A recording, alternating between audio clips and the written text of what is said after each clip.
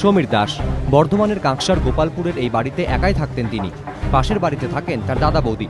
প্রতিদিন কয়েকশো ছেলে মেয়েকে টিউশন পড়াতেন সমীর দাস।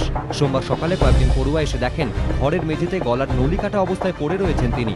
মৃতের পরিবারের অভিযোগ, খুনের পর ঘরের আলমারি থেকে লক্ষাধিক টাকা লুট করেছে দুষ্কৃতীরা।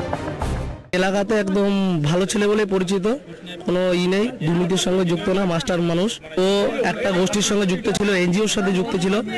এবার সেই দিক থেকে টাকা পয়সার দিক থেকেও হতে পারে এই খুন। এবার আমাদের বিধানসভা নামে একটা দুর্গাপূজা হয়েছে, ওখানকার ক্যাশিয়ার ছিল। এবার তার সঙ্গে ওই গোষ্ঠীর ক্যাশিয়ার, মানে ওর কাছে বেশ কিছু টাকা থাকতো, সবসময় 1-2 লাখ থাকতো। এবার সে টাকা পয়সা নেওয়ার জন্য হতে পারে। খুনের তদন্তে ঘটনাস্থলে নিয়ে আসা হয় পুলিশ কুকুর। এরপরই স্থানীয় ক্লাব লাগোয়া একটি ঝোপ থেকে উদ্ধার হয় রক্তমাখা কাপড়, ছুরি, হাঁসুয়া এবং একটি বঁটি। পুলিশের অনুমান, এগুলিকেই খুনে ব্যবহার করেছিল দুষ্কৃতীরা।